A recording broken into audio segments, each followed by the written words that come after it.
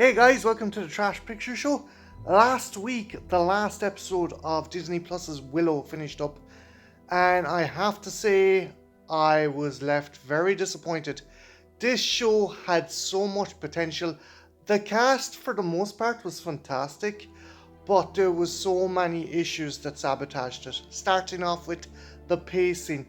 The pacing was terrible. I think it didn't know if it wanted to be kind of fast paced or a slow burner. It was kind of like all over the place with plot, particularly certain characters going off on side quests, said side quests quickly being forgotten, said dangers quickly being forgotten only to come back again later on in a later episode.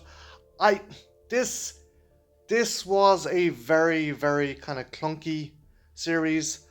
And there has been, don't get me wrong, there is plenty of TV shows that are very clunky, but this one just felt like a car that was stopping and starting, and you didn't know if it was going to get you down the freeway. And I just felt the pacing was dreadful. The cast, for the most part, is fantastic. There is some fantastic young actors in this, including Erin Kellyman, Ruby Cruz, Ellie Bamber, Amir Kada Patel, Tony Ravioli, and yeah, it's a great young cast. Sadly, it's one of the veteran casts that really let the show down, and it's the title character. Warwick Davis is just phoning it in as Willow Hofgood. He does not want to be there. He has no interest in what he's saying, and he just comes across as cranky. Now, a lot of people might compare this to the way Mark Hamill was in The Last Jedi, but this is a whole other level of cantankerous and just makes the character incredibly unlikable.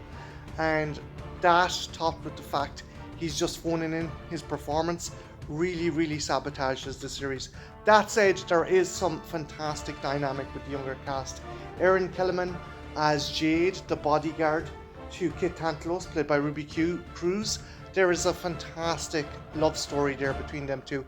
And before people go, oh, it's just woke bullshit, it's not. It works. It's fantastic. If a plot line works regardless of it being LGBT or the like, if it suits the purpose of the show, it works. And I think this works really well. There's a very sweet, tender kind of relationship between them two, and you really hope that nothing happens to them.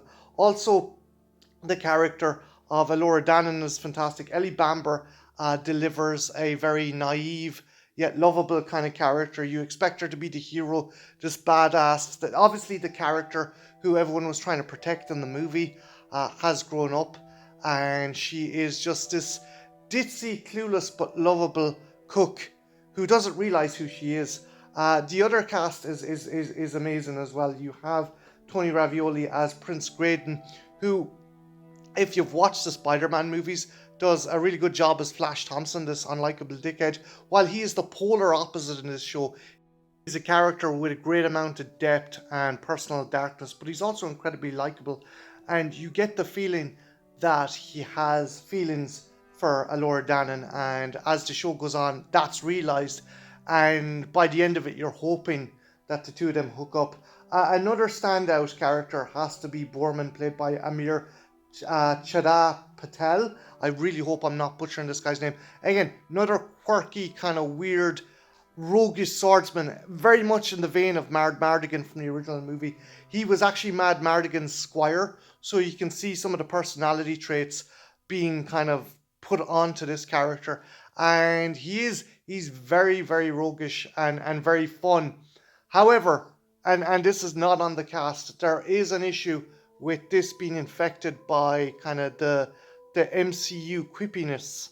There seems to be a drive now to make everything feel like an MCU movie, and as a result, it's kind of hobbled a lot of franchises, because every 10 minutes, people were cracking a joke, people were making a quip, and that really hobbles the jeopardy of this show. It really does mess with kind of any kind of tense scene that's going on when the characters are cracking a joke or making a kind of funny statement.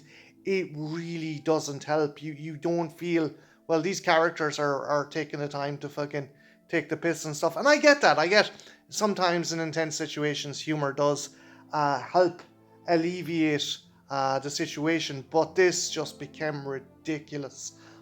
I think this series, along with Thor: Love and Thunder, is really showing that the MCU formula, again, I know this is an MCU property, but the formula, that kind of formula, is getting a bit long-winded and really isn't benefiting any property.